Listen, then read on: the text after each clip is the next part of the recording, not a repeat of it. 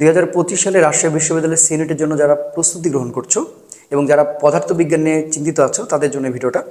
আমি প্রত্যেকটা অধ্যায় থেকে সাজেশনমূলক ভিডিওগুলো কিন্তু তৈরি করছি এবং এমন কিছু টপিকগুলো নিয়ে আলোচনা করব বিগত রাজশাহী বিশ্ববিদ্যালয়ে যে টপিকগুলো থেকে প্রশ্ন হয়েছে তারই ধারাবাহিকতায় আজকে কাজ ক্ষমতা শক্তি অধ্যায় নিয়ে আমি আলোচনা করতে চলে আসছি। তো চলো আমরা শুরু করব এবং এটা হচ্ছে লেকচার 1, ঠিক আছে? তো আমি টাইপ করে করে তোমাদের পড়াবো এবং তোমরা সুন্দর করে খাতায় নোট করবা, ওইভাবেই পড়াশোনা করবা এবং ওই টাইপের কোশ্চেনগুলো সলভ করবা। যখন আমি প্রত্যেকটা টাইপ বুঝাই ফেলবো এবং যখন আমার অধ্যায়টা পুরোপুরি শেষ হয়ে যাবে, আমি প্রত্যেকটা অধ্যায় থেকে তোমাদের 100 থেকে 150 এমসিকিউ সলভ করে দিব। আশা করতেছি ওই টাইপের কোশ্চেন তুমি ইনশাল্লাহ কমন পাবে। তো চলো কথা না বাড়িয়ে ক্লাসটা শুরু করি। টপিক 1-এ চলে যাব। টপিক 1 কোন টপিকগুলো থেকে প্রশ্ন হতে পারে? টপিক 1 হচ্ছে কাজ। প্রথমে কাজের টপিক থেকে আমরা প্রশ্ন সমাধান করব। তো দেখো, এখন তার তোমাকে আর ওই একাডেমিকের জন্য বল প্রয়োগের স্বর্ণের উপাংশ বলে দিক বরাবর হলো কিনা, তাকে কাজ বলে কিনা, এই হাবি যাবি তাবি তোমার দরকার নাই। তুমি ফার্স্টে তুমি যেখানে চলে যাবা সেটা হচ্ছে কাজের সূত্রাবলী, ঠিক আছে? ওকে, আমরা সবাই জানি ডাব্লু মানে হচ্ছে এফএস কস থিটা, রাইট? আমি একবার লিখে নিচ্ছি, হ্যাঁ। ডাব্লু মানে এফএস কস থিটা, তারপর তুমি বলতে পারো M A S cos theta, এটাও তুমি বলতে পারো, ঠিক আছে? এরপরে ডাব্লু ইজিক্যাল টু তুমি বলতে পারো M G S cos theta, ঠিক আছে? এটা কখন হয় বলো তো? এটা হচ্ছে দেয়ালের সাথে কোণ ক্রিয়েট করলে। সো আমি পাশে লিখে রাখতেছি, এগুলোতে সবগুলো আমি ম্যাথ একটা দেখাবো আর কি। দেওয়ালের সাথে কোণ উৎপন্ন করলে, সহজ কথায় ডাব্লু ইজিক্যাল টু তুমি এ পেস সাইন থিটা ব্যবহার করতে পারো। এটা কখন? যখন তোমাকে উলম্ব বরাবর বলা হবে। ডাব্লু ইজিক্যাল টু এরপরে তুমি এফকে ভেঙে দিলে M G S sine theta হতে পারে, ঠিক আছে? এটাও সেম উলম্ব বরাবর। এরপর শুধুমাত্র W is equal to M G H হতে পারে, ওকে? আবার তুমি এখানে খেয়াল করে দেখো যে তুমি যেখানে এফ এস কস থিটা লিখছো না, এটা বাদে শুধুমাত্র এফ এস হতে পারে যখন বল আর স্বর্ণের দুজনের মধ্যবর্তী কোণ কত হবে? 0 ডিগ্রি হবে। তো এই যে মোট সূত্রগুলো আছে, এই সূত্রগুলোর মধ্যে থেকে ছোটোখাটো কিছু ম্যাথ চলে আসবে। তো এইগুলো আসলে অবহেলা করার কোনো দরকার নেই, এই সবগুলোই কিন্তু সঠিক, বুঝছো? আবার দেখো W is equal to F dot S, এটাও কিন্তু সঠিক। এটা হচ্ছে ধ্রুব বল দ্বারা কৃত কাজ। হ্যাঁ, আমি ওখানে আসতেছি, আগে এই বিষয়গুলো নিয়ে আলোচনা করার চেষ্টা করি। তাহলে এটা হচ্ছে দেওয়ালের সাথে কোণ ক্রিয়েট করলে এফ এস সাইন থিটা উলম্ব বরাবর এম এস কস থিটা, ঠিক আছে? এটা সমতরণের ক্ষেত্রে মাথায় রেখো, এটা সমতরণের ক্ষেত্রে, ঠিক আছে? যখন তুমি দেখবা যে ত্বরণটা কনস্ট্যান্ট আছে, ওকে? আর এফ এস কস থিটা কখন ব্যবহার করা হয়? যখন হচ্ছে সরণ ভূমি বরাবর হয়, সরণ ভূমি বরাবর হয়। এই হচ্ছে মোটামুটি কাজের সূত্রাবলী। এই সূত্রগুলোর মধ্যে থেকে কোশ্চেন হতে পারে। তো চলো কেমন টাইপের কোশ্চেন হতে পারে, সো ছোট্ট করে আমরা একটু দেখার চেষ্টা করব। সো ম্যাথ টাইপ, হ্যাঁ, আসান হইতে হবে। দেখো ভালো করে বুঝো, ম্যাথ টাইপ আসতে পারে। একটু দেখো, ধর এটা একটা হচ্ছে যে মনে করো একটা বক্স, ঠিক আছে? এই বক্সকে এখন তুমি কি করতেছো? এই বক্সে মনে করো তুমি একটা বলে টানতেছো, আচ্ছা এটা মনে করো টানতেছো, ঠিক আছে? তো এই সাইডে তোমার স্মরণ হয়েছে এবং এই বস্তুটাকে হচ্ছে বিপরীত দিকে কেউ হয়তো বাধা প্রদান করতেছে। আচ্ছা, ভালো কথা। তো আমি মনে করো টানছি মোটামুটি হচ্ছে গিয়ে তোমার হচ্ছে 20 নিউটন বলে, কত? 20 নিউটন বলে, ঠিক আছে? আর স্মরণটা হচ্ছে মনে করো হচ্ছে 5 মিটার, ঠিক আছে? এই যে মধ্যবর্তী কোণ, এটাকে আমি বললাম হচ্ছে 60 ডিগ্রি। মধ্যবর্তী কোণকে হচ্ছে 60 ডিগ্রি বলে দিলাম।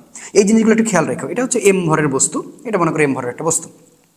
আবার আমি ওকে বাধা প্রদান করার চেষ্টা করতেছি, সেটা হচ্ছে 2 নিউটন বলে, ঠিক আছে? এখন প্রশ্ন হচ্ছে, দেখো এই যে আমি 20 নিউটন বল ধরে টানছি, এটার নাম তো একটা বল হবে। তো এটার নাম আমি বললাম হচ্ছে টান বল, যেহেতু আমি টানছি এটার নাম হচ্ছে টান বল। তাহলে এর পরিচয়টা কী হওয়া উচিত? এর পরিচয়টা হচ্ছে টি, মানে টেনশন ফোর্স, ঠিক আছে? এটা হচ্ছে তোমার স্মরণ। আর এই যে তুমি দেখো বাধাদানকারী বল, তো অবশ্যই বাধাদানকারী বলকে আমরা কি বলি? আমরা বলি হচ্ছে ঘর্ষণ বল। তো ঘর্ষণ বলকে আমরা জাস্ট এখানে প্রকাশ করি হচ্ছে এফকে দ্বারা। এখন তোমার এইখানে একটু ছোটোখাটোভাবে মাথায় রাখা লাগবে যে তোমার থেকে কী টাইপের কোশ্চেন চাচ্ছে, মানে কি বলতেছে। তাহলে এখান থেকে প্রশ্ন আসতে পারে, তোমাকে সরাসরি এভাবে বলতে পারে যে টান বল দ্বারা কৃত কাজ। ভালো করে বুঝো, টান বল দ্বারা কৃত কাজ। বলবো যে টান বল দ্বারা কৃত কাজ মানে হচ্ছে ডাব্লু মানে হচ্ছে এফ এস। তো এখানে এফটাকে আমরা টি ধরবো, ঠিক আছে? আর এখানে স্মরণ হচ্ছে টিএস। কস কত ডিগ্রি ভাইয়া? 60 ডিগ্রি। কত ডিগ্রি? 60 ডিগ্রি। কথা বুঝছো? আচ্ছা, এখন টি এর মান কত? টি এর মান হচ্ছে 20, এস এর মান কত? এস এর মান হচ্ছে 5, আর cos 60 ডিগ্রি মান কত হচ্ছে হাফ। এগুলোর জন্য তার ক্যালকুলেটরের দরকার নাই। দরকার আছে? দরকার নেই, একদম নাই। তাহলে এখানে কত হচ্ছে? এখানে হচ্ছে 50 জুল। এখন তোমাকে যদি আমি 2 নাম্বার কোশ্চেনটা করতাম ভাইয়া, 2 নাম্বার কোশ্চেনটা মনে করো আমি তোমাকে করছি বাধাদানকারী বল, ঠিক আছে? বাধাদানকারী বল বলে আর ঘর্ষণ বলে একই কথা। সো বাধাদানকারী বল দ্বারা কৃত কাজ লিখলাম, একটু বুঝে নিও। আচ্ছা, তাহলে এখানে তুমি কি করবা? ডাব্লু মানে এখানে অবশ্যই চিন্তা করবা এফ কে, যেহেতু এটার নাম আমি এফকে ধরছি, এফকে। এবং এখানে যে স্মরণটা কিন্তু এটা থাকবে, এস ধরবা। এখন কস তুমি কত ধরবা? 60 ডিগ্রি?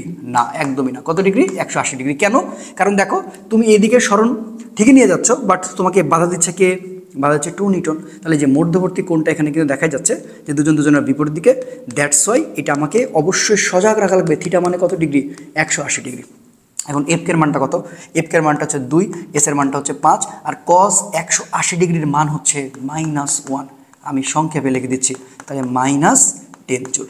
এখন তোমাকে সামহাও যদি প্রশ্ন করতাম যে মোট কৃতকাজ কত, ঠিক আছে, এরকম তো ছোটোখাটো প্রশ্ন করতেই পারে যে মোট কৃতকাজ, তাহলে মোট কৃতকাজ মানে হচ্ছে সামেশন ডাব্লু। এই জিনিসটা খুব সুন্দর করে মাথায় রাখবা যে সামেশন ডাব্লু। তখন কি বলবা? W1 প্লাস হচ্ছে W2। তাহলে W1 এর মান কত? 50, আর W2 এর মান কত? -10। তাহলে প্লাসে মাইনাসে -40 জুল। এটা হয়তো অ্যান্সার। এই টাইপের ছোটোখাটো রাজশাহী ভার্সিটিতে কোশ্চেন দিয়ে দেয়। হ্যাঁ, তখন তুমি একটু দেখে দেখে সুন্দর করে এগুলো একটু টেকনিক্যালি ব্যাপারগুলো হ্যান্ডেল করবে, কারণ এগুলো তুমি পারো, সেটা নিয়ে এত কথা বলার কিছু নেই। এখন আরেকটা টাইপ নিয়ে আমরা কথা বলবো, যে টাইপ থেকে কোশ্চেনটা সবচেয়ে বেশি আসে, ঠিক আছে? সেই টাইপটা হচ্ছে আমরা টাইপ 2 বলবো। হ্যাঁ, পরিবর্তনশীল বল দ্বারা কৃত কাজ, এবং আরেকটা হচ্ছে ধ্রুব বল দ্বারা কৃত কাজ। ইয়েস, দিস ইজ মোটামুটি বলতে পারো যে 90% ইম্পর্টেন্ট, ঠিক আছে? তাহলে কাজ ক্ষমতা শক্তি বলের যে পার্ট আছে, বলের পার্ট হচ্ছে কয়টা? 2টা। একটা হচ্ছে পরিবর্তনশীল বল দ্বারা কৃত কাজ, কথা বুঝো, পরিবর্তনশীল বল দ্বারা কৃত কাজ, পরিবর্তনশীল বল দ্বারা কৃত কাজ, ঠিক আছে? আমি তোমাকে যে টাইপ করে পড়াচ্ছি না, তুমি খাতা এইভাবে নোট করো, আর কিচ্ছু করা লাগবে না। আরেকটা হচ্ছে ধ্রুব বল দ্বারা কৃত কাজ, ধ্রুব বল দ্বারা কৃত কাজ।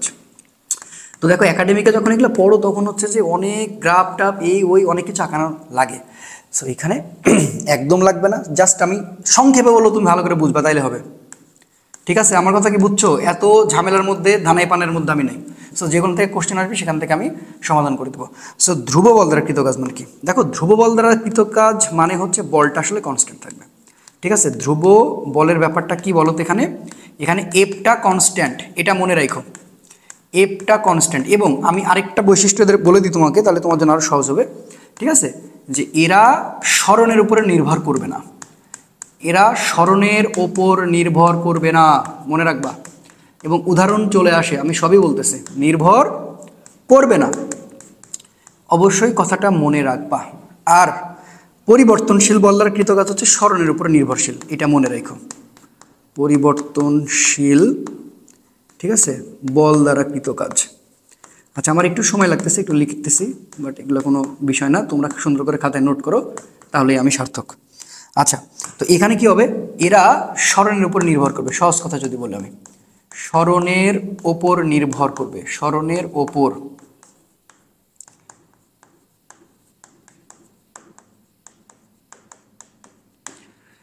আচ্ছা, এই হচ্ছে কাহিনী। এখন ধ্রুব বলের অঙ্কগুলো কি? ধ্রুব বলের অঙ্ক যদি আসে, তাহলে তোমার এখানে যে ব্যাপারটা হবে সেটা হচ্ছে যে ভেক্টর আকারে অঙ্কগুলো আসে, এবং কেমন জানি চলে আসে, ঠিক আছে? যেহেতু কাজ স্কেলার রাশি, এটা মাথায় রাখা লাগবে।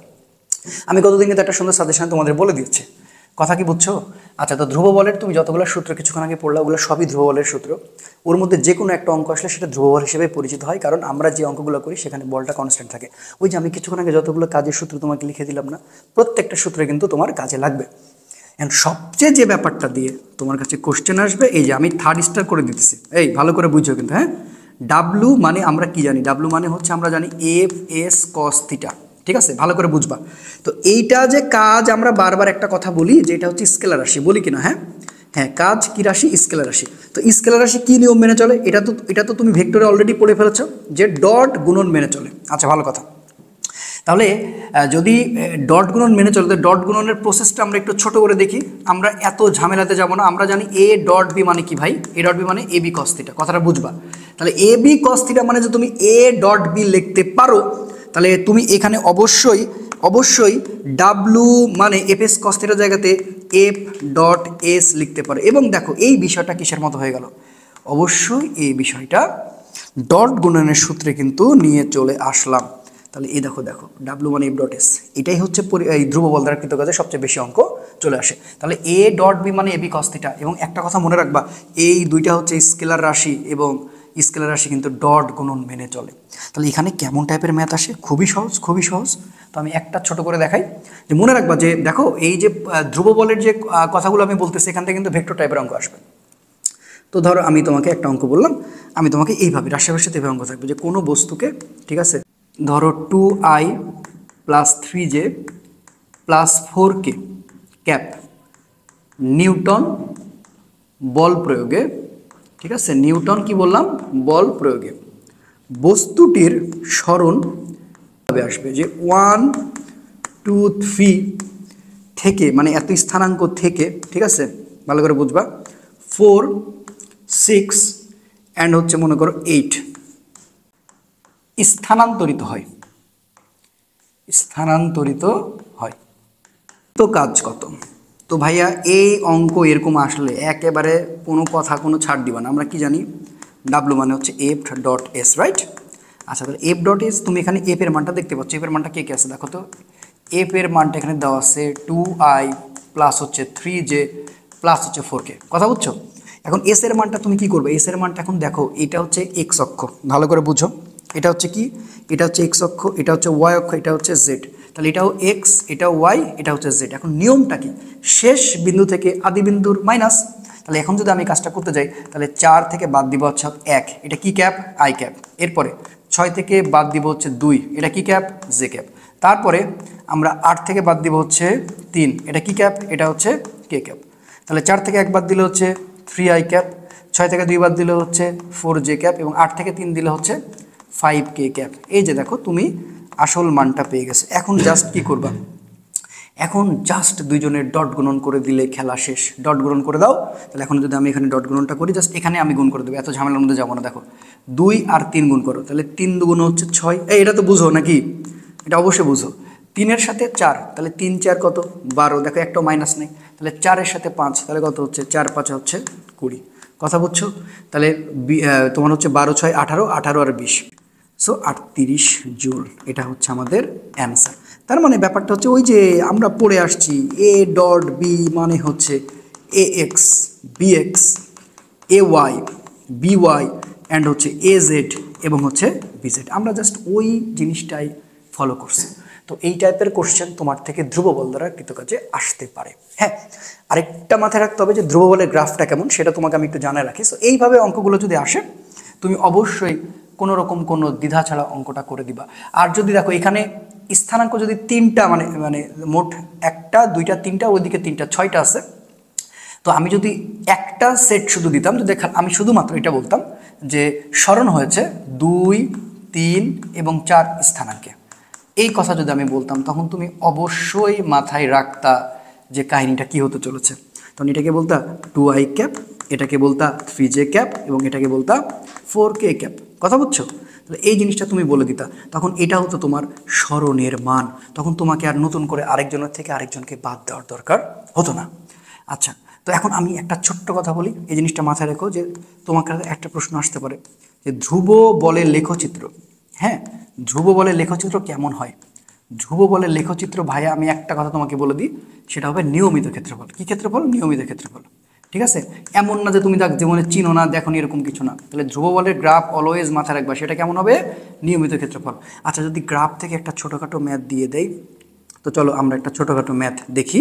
এই টাইপের কোশ্চেন দিলে তুমি এর মধ্যে ইনশাল্লাহ কম পাবা। ধরো এরকম একটা গ্রাফ তোমাকে দিয়ে দিল, কথাটা বুঝবা, এরকম একটা গ্রাফ তোমাকে দিয়ে দিল। এই যে দেখো, এই যে দেখো, ভালো করে বুঝো, ভালো করে বুঝো, এরকম একটা গ্রাফ তোমাকে দিয়ে দিতেই পারে। আচ্ছা, একটু বড় করে আঁকাই। এই যে এরকম একটা গ্রাফ তোমাকে দিয়েছে। সবসময় মনে রাখবা এইটা হচ্ছে ওয়াই অক্ষ, ঠিক আছে? এটা কি অক্ষ? এটা হচ্ছে ওয়াই অক্ষ। তো ওয়াই অক্ষে অবশ্যই কি থাকবে? অবশ্যই এফ থাকবে। হ্যাঁ, এফ মানে কি? বল। আর এই পাশে সবসময় কি থাকবে? স্মরণ থাকবে। তাহলে স্মরণ থাকবে, ভালো করে বুঝো। এখন আমি মানটা একটা দিই। ধরো এই মানটাকে আমি বললাম, এইখানে আমি তোমাকে বললাম এটা হচ্ছে 20 নিউটন, হ্যাঁ, আর এখানে বললাম 10 নিউটন। এখানে আমি তোমাকে বললাম এটা এটা 0 থেকে শুরু করছে, ঠিক আছে? এটা আমি বললাম হচ্ছে 5 মিটার, এটা বললাম 10 মিটার, ওকে। এইটা বললাম হচ্ছে 15 মিটার, আর এটা আমি তোমাকে বললাম হচ্ছে 20 মিটার। এখন এই গ্রাফ থেকে যদি তোমাকে এখন বলা হয় যে তোমাকে একটা কৃতকাজের সূত্র বের করতে বলা হচ্ছে, মানে এখান থেকে কৃতকাজ বের করতে বলা হচ্ছে, তখন তুমি কি চিন্তা করবা? তুমি দেখেই বুঝতে পারতেছো, দেখো এটা একটা ট্রাপিজিয়াম।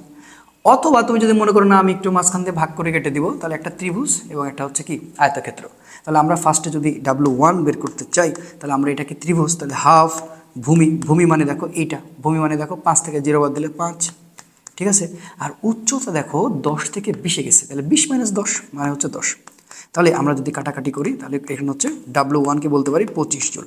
তাহলে এটার নাম আমি এখন W2 ধরতে পারি। তাহলে এই W2টা তুমি এখন বের করতে পারবে না, কাজের সূত্রই পড়তেছে W মানে এফএস কস থিটা, এর বাইরে তো অন্য কিছু পড়ে নাই।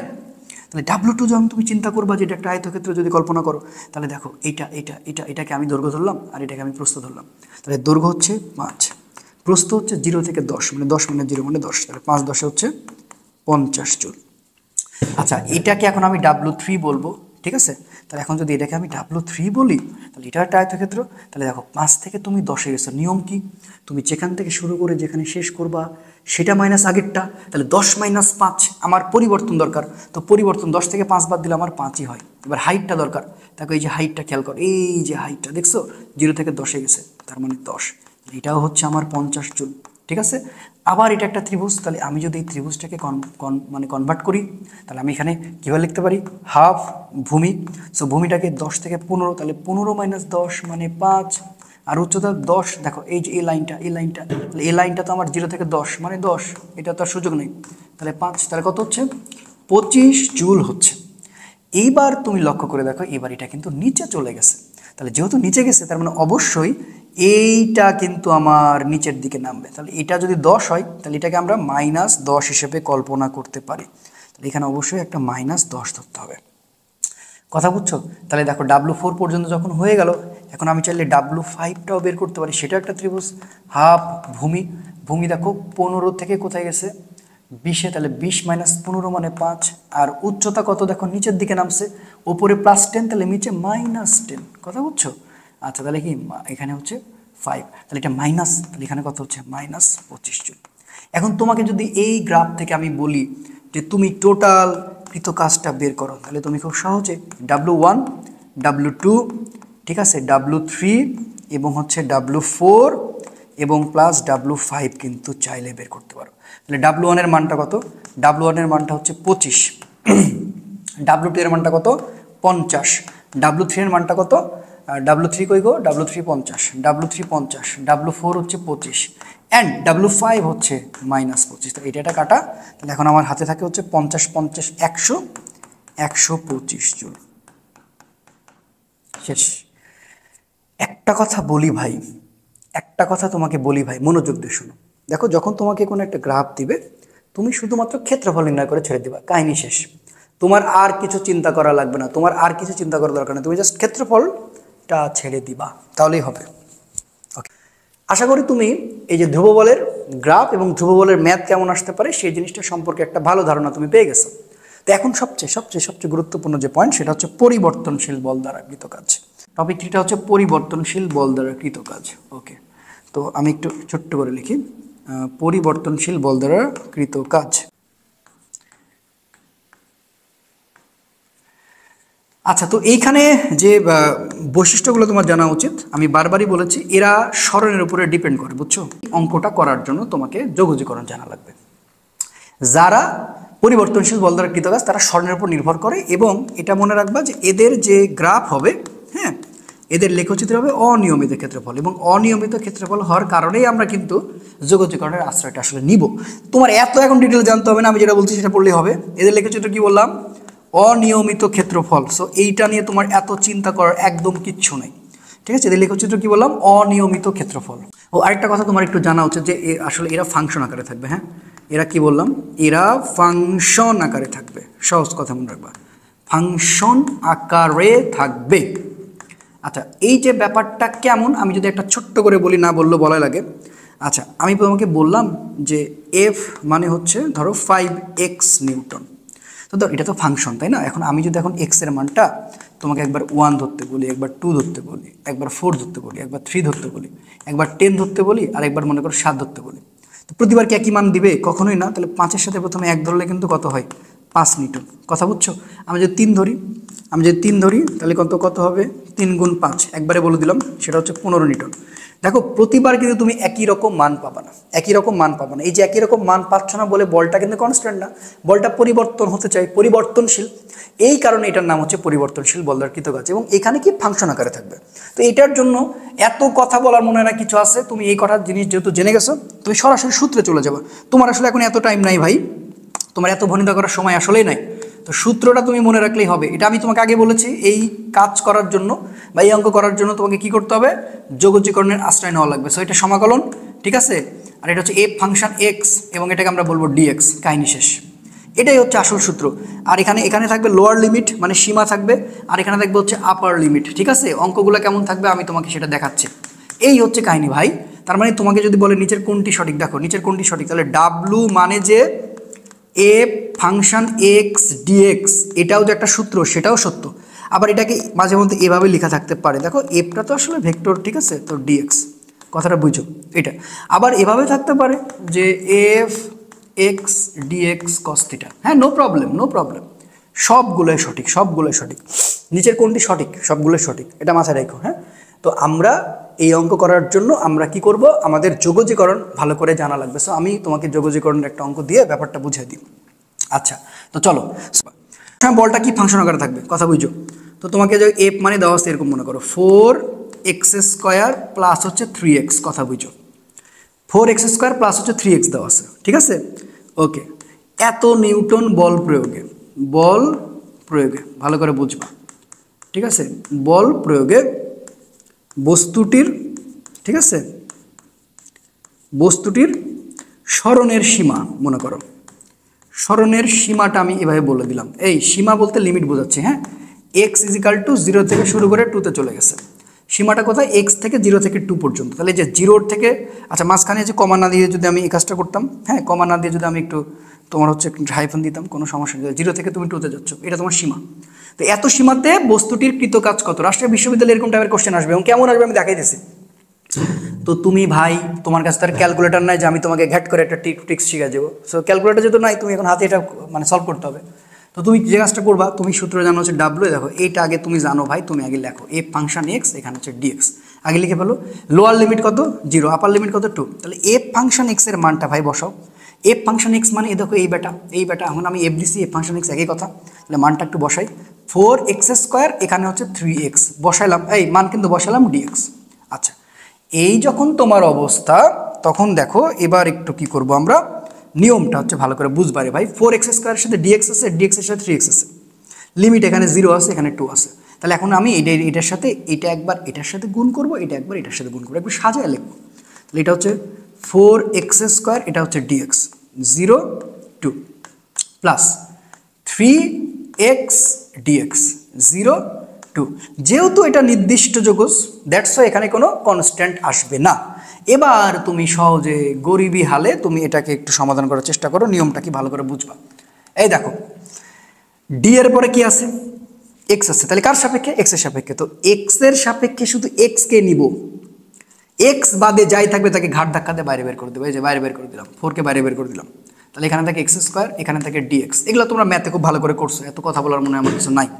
তারপরে আমি মনে করতেছি তোমরা কিছুই জানো না, এরকম একটা টাইপ, এরকম একটা ভাব নিয়ে তোমাদের আমি শেখাচ্ছি, ঠিক আছে, কেউ রাগ করো না আর কি। আচ্ছা, তাহলে এখন দেখো আমি এখানে আবার কি করবো, 3টা বাইরে বের করে দিলাম। তো 3টা বাইরে বের করে দেই, তাহলে এক্স এখানে থাকে হচ্ছে ডিএক্স, কথা বুঝো, এক্স ওখানে থাকে ডিএক্স। এই লিমিটগুলো কিন্তু তোমাকে বসাতে হবে। এই লিমিটটা হচ্ছে 0, এটা হচ্ছে 2, এটা হচ্ছে 0, এটা হচ্ছে 2, ঠিক আছে, ওকে। এবার যে বিষয়টা তোমার এখানে ঘটবে, এবার নিয়মটা হচ্ছে তোমার ডিএক্স কে আউট করা লাগবে। তাহলে 4, এখানে থার্ড ব্র্যাকেট নিবা, এক্স এর মাথার উপরে 2 আছে মানে 1 যোগ করবা, তাহলে 2 আর 1 যোগ করলে 3 হয়, ওই 3 আবার ভাই নিচে, কাহিনী শেষ। এবার লিমিটটা এইখানে আর এইখানে। আচ্ছা, আবার সেম 3, ওইটাকে তুমি ক্লোজ করবা, তাহলে দেখো এক্স এর মাথার উপর কেউ নাই মানে 1 আছে, আর 1 আর 1 যোগ করলে 2 হয়, ওই 2 আবার নিচে, তাহলে এখানে হচ্ছে 0, এখানে হচ্ছে 2। এটা কি বুঝো না এই ব্যাপারটা? এটা কোন সূত্রকে আমরা অ্যাপ্লাই করছি, এক্স এন ডিএক্স। নিয়মটা কি ছিল যে এক্স এন তার সাথে 1 যোগ, ওটাই আবার কোথায়, নিচে। তাহলে এখানে 2 আছে, তার সাথে 1 যোগ করছে 3, 3টা আবার নিচে। এখানে কেউ নাই মানে 1 আছে, 1 এর সাথে 1 যোগ করলে 2, ওই 2 আবার নিচে। এবার পরের লাইনে যেটা করবা, 4/3 নিচে দিয়ে দিবা। এবার শুধুমাত্র এখানে কে থাকে, এক্স কিউব থাকে, তাহলে এখানে কি থাকবে 0, এখানে থাকবে 2, ওকে। তাহলে এখানে দেখো 3 এর নিচে 2, কথা বুঝছো, আর এখানে থাকে হচ্ছে শুধুমাত্র x², এখানে 0, এখানে 2, বাস খেলা জমে গেছে। এখন তুমি জাস্ট মানে কিছুক্ষণ লাগবে সলভ করতে, কোনো বিষয় না। 4/3, এবার তুমি আপার লিমিট কত, আপার লিমিট 2, লোয়ার লিমিট কত 0, বসায় নিলা। 3/2, আপার লিমিট কত 2, লোয়ার লিমিট কত 0। এবার দেখো এখানে খেয়াল করো, এই যে এক্স এর মাথার উপর পাওয়ার কত, তাহলে এই পাওয়ারটা এখানে গুণ, এখানে গুণ, এটার পাওয়ার কত 2, এখানে গুণ, এখানে গুণ, হয়ে গেছে। তাহলে 4/3 গুণ হচ্ছে 2 উপর কিউব মানে 8, আর 3/2, এখানে হচ্ছে তোমার হচ্ছে 4। ঠিক আছে, তো তার মানে এখন কি করো, 4 আসতে কত, 4 আসতে হচ্ছে 32, তাহলে 32/3, আর এখানে হচ্ছে তোমার 3 4 12, সো 12 হচ্ছে 2। কথা বুঝো? তাহলে আমরা তো বুঝতে পারতেছি যে 3 দিয়ে যদি 32কে আমরা কাটি তাহলে কত হবে, অবশ্যই 10 পয়েন্ট সামথিং কিছু একটা, 10 পয়েন্ট আমরা 0.2 ধরতে পারি, আর যে সামথিং কিছু একটা। আর এখানে কত দেখো তো, 2 × 2 6, তার মানে অবশ্যই 16, অবশ্যই 16.2 বা 16.1 যেটাই হোক, এটা হবে অ্যান্সার। আচ্ছা, তো এটা হচ্ছে যোগজীকরণের নিয়ম। হ্যাঁ, তার মানে তোমাকে একটা ছোট্ট পরামর্শ আমি দিব ভাইয়া, যে পরামর্শটা হচ্ছে যে তুমি এত দেখার তোমার টাইম নেই। সহজ কথায় রাজশাহী ভার্সিটিতে পরিবর্তনশীল বল দ্বারা কৃত কাছ থেকে অঙ্ক আসার সম্ভাবনা অনেক বেশি, আর যদি সেখানে ম্যাথ আসে তাহলে আমরা যোগজীকরণ করব। পরিবর্তনশীল বল মানে যোগজীকরণ, তার ক্ষেত্রফল হচ্ছে অনিয়মিত, তারা স্বর্ণের উপরে নির্ভর করে, দ্যাটস ইট। হ্যাঁ, তবে একটা কথা এখানে বলে রাখি, তোমার থেকে কিন্তু একটা উদাহরণ চাইতে পারে যে পরিবর্তনশীল বল দ্বারা কৃত কাজের উদাহরণ কারা কারা। তো ভাইয়া পরিবর্তনশীল বলের উদাহরণগুলো একটু লিখে নাও। সো নাম্বার 1 অবশ্যই স্প্রিং, এটা মাথায় রাখবা, স্প্রিং বল। ঠিক আছে, নাম্বার 2 হচ্ছে মহাকর্ষ বল, মহাকর্ষ বল অবশ্যই। এবার নাম্বার 3 তুমি বলতে পারো তড়িৎ বল। হ্যাঁ, এগুলো হচ্ছে পরিবর্তনশীল বলের উদাহরণ, কারণ এই 3 বেটা এরা সবাই স্মরণের উপরে নির্ভর করে, স্মরণকে ওরা ফলো করে। কথা বুঝছো? তো দেখো আমরা একটা ম্যাথ করি যে রাজশাহী ভার্সিটিতে কি টাইপের ম্যাথ আসছে, এই একটা ম্যাথ দেখি তাহলে ব্যাপারটা একবারে ক্লিয়ার হয়ে যাবে। এই দেখো একটা অঙ্ক লিখছি, আর ইউ সি ইউনিটে 21-22 আসছে, কত সহজ অঙ্ক দেখো, এই টাইপের অঙ্কগুলোই আসে, বুঝছো? তো এত ঝামেলা করার দরকার নেই। কি বলছো, স্থির অবস্থায় একটি করার উপরে মানে কে এক্স, বল প্রয়োগে কণাটি সরণ, এই যেটা হচ্ছে লোয়ার লিমিট আর এটা হচ্ছে আপার লিমিট। কথা বুঝছো? আর কে এর মানটা কিন্তু দেওয়া আছে। ঠিক আছে, কাজের পরিমাণ কত, এই কোনো কথা হবে, ডাব্লু মানে এখানে কি সমাকলন মারবা, এফ ফাংশন এক্স, এটা হচ্ছে ডিএক্স। ঠিক আছে, তাহলে 0 আর একটা হচ্ছে কত, 0 আর একটা হচ্ছে 4। আচ্ছা, এখন আমি এফ এর মানটা কি পাইছি, এফ এর মানটা কিন্তু কে এক্স, তাহলে ভাই এখানে আমি বসাই দিব, কোনো ঝামেলা তো নাই, কে এক্স, এখানে হচ্ছে ডিএক্স, এখানে হচ্ছে 0, এখানে হচ্ছে 4। আচ্ছা, এখন এখানে মাথায় রাখো যে দেখো ডি এর পরে কে আছে, এই ডি এর পরে কে আছে, ডি এর পরে এক্স আছে, তাহলে কার সাপেক্ষে, এক্স এর সাপেক্ষে, তাহলে এক্স এর সাপেক্ষে এক্স থাকবে, বাকিগুলো কি বাইরে ঘাট ধাক্কা দিয়ে বের করে দেবো। ওকে, তাহলে এখানে থাকে শুধুমাত্র এক্স, এখানে থাকে হচ্ছে ডিএক্স, তাহলে এখানে থাকে 0 আর এখানে থাকে 4। এখন দেখো কে এর মান কিন্তু বলা আছে, কে এর মান কত বলা আছে ভাই, 1, তাহলে এটা তো 1 হয়ে গেছে। ঠিক আছে, তাহলে এখানে শুধুমাত্র কি থাকে এক্স, তাহলে এই যে সমাকলন আর ডিএক্সকে আউট করবো, তাহলে এখানে কি হবে এক্স, তার মাথার উপরে কেউ নাই মানে 1 আছে, তাহলে 1 1 করলে কত হয়, 1 1 করলে হচ্ছে 2 হয়, তাহলে এই যে এখানে 2, ওই 2 আবার কোথায়, ওই 2 আবার নিচে, এবারে 0 আর এখানে হচ্ছে 4। এখন দেখো এই 2টা এই পারে এই সাইডে চলে আসবে, তাহলে এখানে আমি হাফ বলতে পারি।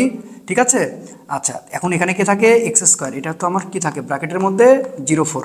এখন আমি কি করব, এখন আমি সুন্দর করে এখানে দেখো এই লাইনে চলে গেলাম, তাহলে এখানে হাফ আছে থাকতে দাও।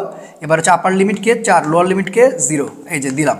এবার পাওয়ার কত আছে 2, এখানেও 2। ঠিক আছে, তাহলে এখন হাফ গুণ হচ্ছে 16, আর এটার কোনো ভ্যালুই নাই, সো কাটাকাটি করলে 8, এই অ্যান্সার হচ্ছে 8 জুল বা নিউটন মিটারও থাকতে পারে, সো যেটাই হোক না কেন। ওকে, আমি তো সবগুলো বলে দিছি কাজের এককগুলো, গত ক্লাসে তো তোমাদের কাজের এককগুলো নিয়ে একটা পিএইচডি ক্লাস নিয়ে ফেলছি, দেখো প্লে লিস্টে দেওয়া আছে, খুব সুন্দর করে ওগুলো ফলো করো। আচ্ছা, এই বুঝছো এই অঙ্ক কি না পারার কিছু আছে নাকি? হ্যাঁ, এটা একটা 100%, এরকম টাইপের কোশ্চেন আসলে একবার কি একদম খাইয়া দিবা। আচ্ছা, তাহলে টাইপ 3 চলে গেল, এবার চলো আমরা টাইপ 4-এ চলে যাবো, দেখি টাইপ 4-এ কী নিয়ে কথা বলা যায়। টাইপ 4 হচ্ছে কাজের প্রকারভেদ, বলে দেবো। একটা হচ্ছে ধনাত্মক কাজ। এই ধনাত্মক কাজ কি বলতো, ধনাত্মক কাজ হচ্ছে বল প্রয়োগের স্মরণের উপাংশ যদি বলের দিক বরাবর থাকে। আচ্ছা, তো এইখানে এত মহত্ব লাভ করা লাগবে না, যা সীমাটা মনে রাখবা 0 ডিগ্রি থেটা, এটা হচ্ছে 90 ডিগ্রি, আর অসমতা হচ্ছে এখানে। নাম্বার 2 হচ্ছে কি ঋণাত্মক কাজ। সো ঋণাত্মক কাজের কাহিনীটাও তোমার জানা আছে, সো তুমি অভিনয় একদমই করবা না। তো সীমাটা হচ্ছে 90 ডিগ্রি, এরপর হচ্ছে থেটা, এরপর হচ্ছে 180 ডিগ্রি, এবং এখানে হচ্ছে অসমতা। এই তো কাজের প্রকারভেদ হচ্ছে 2টা, ধনাত্মক এবং ঋণাত্মক, এবং এই জিনিসটা মানে জানা লাগবে। এবং আমি আরেকটা কথা বলেছিলাম যে এফএস কস্তিটা যদি সূত্র হয়, তো সেক্ষেত্রে মাথায় রাখবা থিটা = 0 ডিগ্রি যদি হয়, তাহলে সেই কাজটা হবে সর্বোচ্চ। কারণ কি, কারণ দেখো ডাব্লু এখানে হবে তোমার এফএস cos 0 ডিগ্রির মান হচ্ছে 1, দ্যাটস ওয়াই তুমি এখানে এফএস বলবা, এটাকে তুমি ডাব্লু ম্যাক্স হিসেবে পরিচয় দিবা। তাহলে ডাব্লু ম্যাক্স যদি এফএস হয়, তাহলে অবশ্যই ডাব্লু মিনি মানে হচ্ছে -এফএস, এটা তোমাকে বোঝা লাগবে -এফএস, কারণ এইখানে মধ্যবর্তী কোণ হচ্ছে কত ডিগ্রি, 180 ডিগ্রি। এই কথাগুলো কিন্তু আমি খুব ভালো করে বলেছি। সো কাজের একক, কাজের মাত্রা মানে জানা লাগবে, কিচ্ছু করার নেই। তুমি এটা কেমনে কি করবা তুমি জানো, আমি জানি না। সো এগুলো খুব মনে রাখবা। সো কাজের সীমা, কাজের প্রকারভেদগুলো থেকে আই উইশ একটা কোশ্চেন আসুক, তুমি সবার আগে পেরে যাও। সো পারবা আর কি, হ্যাঁ, সমস্যা নেই। তাই টাইপ 4 মোটামুটি তোমাকে আমি বলে দিতে পারি যে হ্যাঁ হয়ে গেছে। এবার আসো টাইপ 5। সো টাইপ 5 নিয়ে একটা কথা বলি। তাই টাইপ 5 নিয়ে কী কথা বলা যায়, কোন টপিক নিয়ে কথা বলা যায়? বাস। তো এইটা আমি সাজেশনে বলি নাই, বাট আমার কাছে কেমন মনে হলো যে একটু তোমাদের পড়ানো উচিত। এখান থেকে কোশ্চেন যদি চলে আসে, কুয়া বা চৌবাচ্চা, দেখো আমি যা পড়াচ্ছি এর বাইরে কিছু পড়া লাগবে না ভাই। কুয়া বা চৌবাচ্চা সংক্রান্ত কৃত কাজ, এটা হচ্ছে কি, এখানে 3টা কেস থাকবে। 3টা কেসের মধ্যে তুমি সলভ করবা। 3টা 4টা বলা চলে। সো আমি 4টা দেখাই দিচ্ছি। তো এটা আসলে কি, এটা আসলে ভার কেন্দ্রের স্মরণ সংক্রান্ত সমস্যা। কি ভবিষ্যতে কাজে লাগবে ইনশাল্লাহ, মানে ভার্সিটির পরীক্ষায় কাজে লাগবে, অন্য কোথাও লাগবে না। সো ভার কেন্দ্রের স্মরণ সংক্রান্ত সমস্যা, বা আমরা বলতে পারি যে গড় স্মরণ সংক্রান্ত সমস্যা। গড় স্মরণ সংক্রান্ত সমস্যা। ওকে, আজকের লেখা একটু খারাপ হয়ে যাচ্ছে, খুব দ্রুত তোমাদের ক্লাসগুলো আপলোড করে আরেকটা ভিডিও বানাবো, তো ওই জন্য একটু পাড়াপাড়ি করতেছি। তো চেষ্টা করতেছি তোমরা একটু ভাই দেখো ভালো করে, তাইলেই ভালো লাগবে আর কি। তো আচ্ছা, সো গড় স্মরণ, এখন আসো যে প্রথমে যদি আমরা একটু ছোট্ট করে একটু হালকা ইথিক্স এখানে দেখাই। যে সো দেখো এটা মনে করো একটা কুয়া, ঠিক আছে, এখানে মনে করো যে পানি আছে, একবারে কানায় কানায় পানি আছে আর কি। সো কানায় কানায় মনে করো পানি আছে, একদম পানি আছে। তো বিষয়টা হচ্ছে, এখন আমি তোমাকে যদি বলি যে কৃতকাজটা বের করো, এখানকার কৃতকাজ হিসাব করো, তো তুমি চিন্তা করো নর্মালি, ও আচ্ছা কোনো বিষয় না। স্যার ডাব্লু যেহেতু পানির ওজন কাজ করে নিচের দিকে, ওকে, আর এখানে একটা উলম্ব সরণ এইচ দেখতে পাচ্ছি, তার মানে আমরা সহজে বলতে পারি MgH, এটা মনে হয় সূত্র। কিন্তু আমি একটু তোমাদের বলতে চাই যে এইভাবে যদি তুমি করো তাহলে কিন্তু অঙ্কটা ভুল হয়ে যাবে। কেন? কারণ দেখো তুমি খেয়াল করো, যে পানির যে উচ্চতা তুমি এখানে রাখছো, সেই পানির উচ্চতা তো এইখানেই হতে পারতো, কি হতে পারতো না? বা সেই লেয়ারটা তো আমার এখানেই হতে পারতো, কি হতে পারতো না? তাহলে তুমি কিসের ভিত্তিতে, তুমি ভালো করে বুঝো যে কিসের ভিত্তিতে, ধরো এখানে আমি এতগুলো পানি রাখছি আর কি, কথা বুঝো, হ্যাঁ। আচ্ছা আমি একটু ইচ্ছা হলো নীল পানি মনে করে, হালকা মেরেছি ভাই লাল পানি নীল পানি, একটা গান আছে না, ওই টাইপের মনে করো। সে যে নীল পানি এখানে রাখছি, দেখো আমি তোমাকে বলতে চাচ্ছি যে তোমার তো বারবার আসলে পানির লেয়ারটা ওখানেই থাকবে না, পানির লেয়ারটা তোমার এখানেও থাকতে পারতো, তখন তুমি কি করতো? এখানে পানির লেয়ার এখানে থাকতে পারতো না, পানির লেয়ারটা এখানে থাকতে পারতো না, হ্যাঁ ইয়েস অবশ্যই থাকতে পারতো। এখন আমি শুধুমাত্র এটার এমজি, তাহলে এটারও তো এমজি আছে, হ্যাঁ, এরকম না যে একজনের ওজন আছে আর কারো ওজন নাই। তাহলে এখন বিষয়টা হচ্ছে এই যে তুমি যে এইচটা নিচ্ছ, তো এই এইচটাতে আসলে তুমি এই যে সাইডে যে কুয়ার জন্য যে ইট দেওয়া থাকে, তুমি তো সেই ইটের হাইটটা নিচ্ছ বাবা। সো ইটের হাইট নিলে তো তোমার হবে না, তোমার নেওয়া লাগবে কোনটা? তোমার নিতে হবে হচ্ছে পানির হাইট, কথা বুঝো। তোমার নিতে হবে কার? তোমার হাইট নিতে হবে পানির হাইট। তো পানি তো এই লেয়ারে থাকতে পারে, এই লেয়ারে থাকতে পারে। তখন চিন্তা ভাবনা করা হলো যে না, এইভাবে করলে হবে না, এই জন্য আমাদের কী করতে হবে? ভার কেন্দ্রের স্মরণ বের করতে হবে বা গড় স্মরণ বের করতে হবে। সো গড় স্মরণ বের করার জন্য সহজ ওয়েটা বলে দিই, আসলে এখানে এত কথা বলার কিছু নাই। সো কুয়া বা চৌবাচ্চার ক্ষেত্রে তুমি গড় স্মরণ বের করার জন্য তুমি যে কাজটা করবা, গড় স্মরণকে আমরা বলি এইচ ড্যাশ, সেটা হচ্ছে প্রথম প্রান্তের স্মরণ, শেষ প্রান্তের স্মরণ, প্রথম প্রান্তের স্মরণ, ঠিক আছে, প্লাস শেষ প্রান্তের স্মরণ, শেষ প্রান্তের স্মরণ, এই কথা মনে রাখবা। এবং যেহেতু এটা গড় স্মরণ, বাই হচ্ছে 2, ঠিক আছে। প্রথম প্রান্তের স্মরণ আর শেষ প্রান্তের স্মরণ তুমি চিন্তা করো, তুমি সরাসরি ডাব্লু মানে এখানে MgH দিয়ে অঙ্ক করবা না, MgH দিয়ে অঙ্ক করলে এটা ভুল হবে। তবে চলো আমরা একটু কেস করে করে পড়ার চেষ্টা করি। সো কেস নাম্বার 1 আমি বললাম, case number 1। So case number 1টা হচ্ছে একটা পরিপূর্ণ কুয়া বা চৌবাচ্চা খালি করতে কৃত কাজ, ঠিক আছে। আচ্ছা তাহলে দেখো কেস 1, এটার নাম হবে কি? একটা পরিপূর্ণ বা পানিপূর্ণ, ওকে, পরিপূর্ণ বা পানিপূর্ণ, পরিপূর্ণ বা পানিপূর্ণ, পরিপূর্ণ বা পানিপূর্ণ, ঠিক আছে, কুয়া। তো এই ক্ষেত্রে আসলে কিভাবে কাজটা হবে? আচ্ছা এখন এখানে আমি দেখাই যে ধরো এটা একটা পরিপূর্ণ একদম পানি আছে, মনে করো পরিপূর্ণ পানি আমি ধরে নিলাম, এখানে পানি আছে, পরিপূর্ণ পানি আছে। এখন এটা যদি তুমি কৃতকাজ বের করতে যাও, দেখো এর ওজন হচ্ছে কাজ করে এমজি। তাহলে এই অঙ্কটা তুমি করার জন্য প্রথমে গড় স্মরণ বের করে নেবা। সো গড় স্মরণ বের করার জন্য তোমার যে কাজটা করা লাগবে, প্রথম প্রান্তের স্মরণ। প্রথম প্রান্ত বলতে তোমার আসলে এটা বোঝানো হচ্ছে, প্রথম প্রান্ত বলতে এখানে এটা বোঝানো হচ্ছে। প্রথমে তুমি যেখানে যে বালতিটা দিবা, দেখো তুমি যখন একটা পুকুর বা একটা ছোটোখাটো সে ডোবাই হোক বা জলাশয় হোক, যখন তুমি এখান থেকে আসলে পানি তোলার চেষ্টা করবা, ঠিক আছে, তখন কিন্তু কি হবে? কোনো কিছুই হটবে না। সো প্রথম লেয়ার থেকে পানি নিলে মানে ফুরায় না, তাহলে জিরো। তো তোমাকে তো খালি করা লাগবে না, তো খালি করা লাগবে, আস্তে আস্তে খালি করা লাগবে। তখন তুমি কি করবা? এটা একেবারে নিচ লেয়ারে পাঠাই দিবা। তো নিচ লেয়ারে যখন পাঠাবে তাহলে তোমাকে পুরোপুরি হাইট উঠানো লাগতেছে। তাহলে এস টু, দেখো এবার আসল সূত্র হচ্ছে W is equal to M G H by two. এটা তুমি ব্যবহার করবো কোথায়? এটা পরিপূর্ণ বা পানিপূর্ণ কৃতকাজের ক্ষেত্রে। এটাই হচ্ছে আসল সূত্র। এটা কিসের জন্য বলো তো? একটা পানিপূর্ণ বা পরিপূর্ণর জন্য। আচ্ছা, তাহলে এখন আমরা কেস টুতে চলে যাই। কেস টুটা আমরা বলতে পারি, কেস টুর আমরা বলতে পারি কি জানো তো? কেস টুটার পরিচয় হচ্ছে অর্ধপূর্ণ। কথা বুঝো কি বললাম? অর্ধপূর্ণ। এই অর্ধপূর্ণ কুয়া বা চৌবাচ্চা খালি করতে কৃতকাজ। আচ্ছা, অর্ধপূর্ণ কুয়া বলতে এখানে কি বোঝাচ্ছে বলো তো? অর্ধপূর্ণ মানে অর্ধেক আছে। হ্যাঁ, এই আমি কিন্তু তোমাদের খুব ব্যাপারগুলো দ্রুত বোঝানোর চেষ্টা করছি, কারণ এখানে এত কঠিন কিছু নাই। তো এবার পানি থাকবে কতটুকু? এবার পানি থাকবে অর্ধপূর্ণ। এই ধরো এইখানে, বুঝছো, এইখানে মনে করো পানির লেয়ারটা আছে, এইখানে মনে করো পানির লেয়ারটা আছে, তাহলে এটা অর্ধেক হিসেবে আমি কল্পনা করলাম। আচ্ছা, তাহলে এখানে দেখ ভালো করে বুঝো, এখানে হচ্ছে পানি আছে। হ্যাঁ, আচ্ছা দেখো এইখানে হচ্ছে পানি আছে, এই যে পানি আছে। তাহলে এটা পুরোপুরি যদি এইচ হয় তাহলে এটা অবশ্যই এইচ বাই টু। তাহলে একটা একটা কাজ করা যায়, এখানে একটা বালতি ফেলে দিই। সো প্রথম লেয়ারে যখন আমি বালতি ফেলবো, এখান থেকে যদি পানি উঠাই তাহলে কিন্তু আমার প্রথমে অবশ্যই অর্ধেক পানি উঠবে। তাহলে প্রথম প্রান্তের সরণ হচ্ছে এইচ বাই টু। এরপরে তুমি কিন্তু একবারে বালতিটাকে লাস্ট লেয়ারে পাঠাই দিবা, তখন কিন্তু তুমি পুরোপুরি তুলতেছো, মানে হচ্ছে এইচ বাই হচ্ছে টু। তাহলে ওপরে দেখো, তুমি দেখতে পাচ্ছ উপরের মক্কেলটা এইচ বাই টু, আর এখানে এইচ মানে লসাগু করা যায়, তো লসাগু করলে হচ্ছে এখানে টু হবে। সো এখানে হচ্ছে তোমার হচ্ছে এইচ হবে, আর এখানে হবে টু এইচ, তার মানে থ্রি এইচ বাই টু হবে। থ্রি এইচ বাই টু হবে। তাহলে এইচ ড্যাশ আমরা এখানে বলবো যে three H by two by হচ্ছে টু। সো এর নিচে মনে মনে ওয়ান আছে, যদি আমরা উল্টা উল্টি করে কাটাকাটি মানে গুণ করে দিই তাহলে থ্রি এইচ বাই ফোর পাবো। তাহলে এখন অর্ধপূর্ণর জন্য সূত্র হচ্ছে W is equal to M G three H by four. ভুলেও ভুল করিও না। তাহলে যখন তোমাকে একটা অর্ধপূর্ণ কুয়া বা চৌবাচ্চা বলবে তখন এই সূত্র, আর ওটা হচ্ছে কি পরিপূর্ণ, ওটা পরিপূর্ণ বা পানিপূর্ণ। আচ্ছা, বাকি থাকে আর একটা, বুঝছো, কেস থ্রি। সো কেস থ্রিটা হচ্ছে পরিপূর্ণের অর্ধেক। সো এগুলো কিন্তু এসএসসিতেও থেকেই আসলে জানা উচিত তোমাদের। তো না, অ্যাডমিশনের কোশ্চেন দিয়ে দেয়, হ্যাঁ, মানে দিবে ব্যাপারটা এরকম না, বাট এগুলো জানা লাগবে ভাই। এগুলো না জানলে আসলে তোমার পরিপূর্ণ ব্যাপারগুলো হবে না। তো আমরা এখন বলতে পারি যে পরিপূর্ণের অর্ধেক, ঠিক আছে, পরিপূর্ণের অর্ধেক খালি করতে কৃতকাজ। তাহলে আমি এখানে আরেকটা সুন্দর করে একটা চিত্র আঁকাই দিয়ে আঁকালাম, ঠিক আছে, এই তো আঁকায় ফেললাম যে এটা একটা মনে করো কুয়া বা চৌবাচ্চা।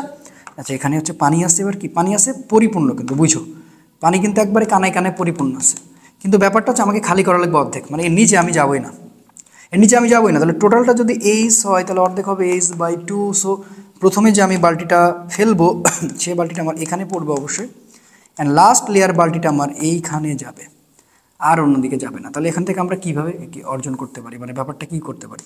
তাহলে এইচ ড্যাশের মানটা হচ্ছে প্রথম লেয়ার থেকে তুমি যাই তুলো না কেন জিরো, তারপরে হচ্ছে এইচ বাই টু, সূত্রের আবার টু, তার মানে এইচ বাই টু নিচে টু, টু এর নিচে ওয়ান আছে। তাহলে এবার যে কাটাকাটি করি, মানে গুণ করি, সরি, এইচ বাই ফোর।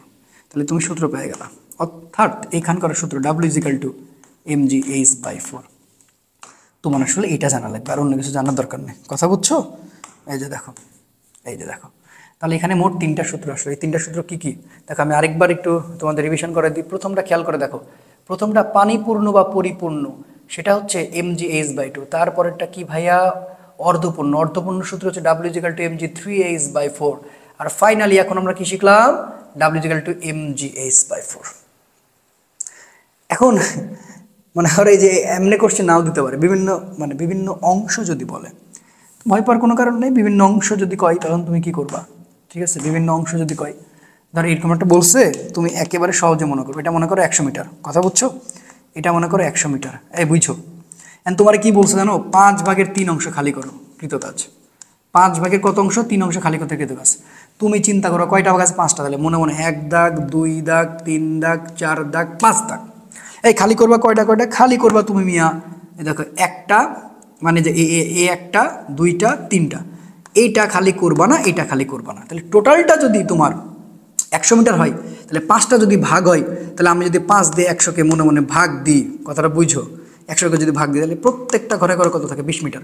তার মানে এখানে 20 আছে, এখানে 20 আছে, প্রত্যেকটাতে 20 আছে, 20 20 20। এখন আমার কাজ হচ্ছে এতটুকু, 60 মিটারের। এই আমি কোন দিকে আর যাবো নাকি? কখনোই না। তাহলে এই যে এইখানে হচ্ছে এবার আমার প্রথম লেয়ার, এই প্রথম লেয়ারে যদি তুমি তুলো তাহলে কত হবে? জিরো। এবার তুমি লেয়ারটা নামাবা তুমি 60 পর্যন্ত, নিচের দিকে খবরদার যাও না। তাহলে 20 20 20 20 60, নিচে 2 দিয়ে ভাগ, তাহলে এইচ ড্যাশের মান হচ্ছে 60 আর 2 দিয়ে করলে হচ্ছে কত 30 মিটার। তার মানে এখন যদি সূত্র অ্যাপ্লাই করো এমজির মান তো আমি জানি না, একটা দিয়ে দিলাম 30 গুণ করতে হবে, খেলা শেষ। তোমাকে যদি এখন আমি বলতাম যে এখানে 2 ভাগ খালি করো, তাহলে তুমি কি করতা, একটা খালি করতে একটা খালি করতে, এই নিচের দিকে তাকাইতেই না। তাহলে এটার মান হচ্ছে ধরতে তুমি 0 আর 20 20 40, তাহলে 0 + 40/2, তাহলে অ্যান্সার হতো 20 মিটার। এই কথা বুঝছো, একদম সহজ থেরাপি দিয়ে দিলাম, এত মানে ইয়ে করার দরকার নেই। এখন তবে এখানে কিছু একটা হালকা ঝামেলা হতে পারে। তুমি মোট এখানে সূত্র পাইলা 3টা, খেয়াল করো, mgh/2, তারপরে পাইছো mg3h/4, ঠিক আছে, তারপরে পাইছো mgh/4। দেখো প্রত্যেকটাতে mg কিন্তু কমন, কথা ঠিক আছে আমার, mg কমন কিনা, হ্যাঁ হ্যাঁ কমন। তাহলে এখানে আমি যদি চেষ্টা করি এখানে কিন্তু কনভার্ট করতে পারি, কিভাবে দেখো, এই খেয়াল করো mgh/2, সো প্রত্যেকটাতে আমার আসলে mg না, প্রত্যেকটাতে আমার m কমন, খেয়াল করো m কমন। তাহলে আমি কিন্তু দেখো রো মানে m/v জানি, অতএব m মানে হচ্ছে রো ভি জানি, ভি মানে আবার ah জানি, এ মানে আবার পাই আর স্কোয়ার জানি, ওকে। এরপরে আর মানে আবার d/2 জানি। সো দেখো তোমাকে একটু সজাগ থাকা লাগবে, যেন তুমি আসলে যে টাইপেরই তোমাকে কোশ্চেন করুক না কেন, তুমি যেন একটু নর্মালি এই জ্ঞানগুলো রাখতে পারো, ঠিক আছে।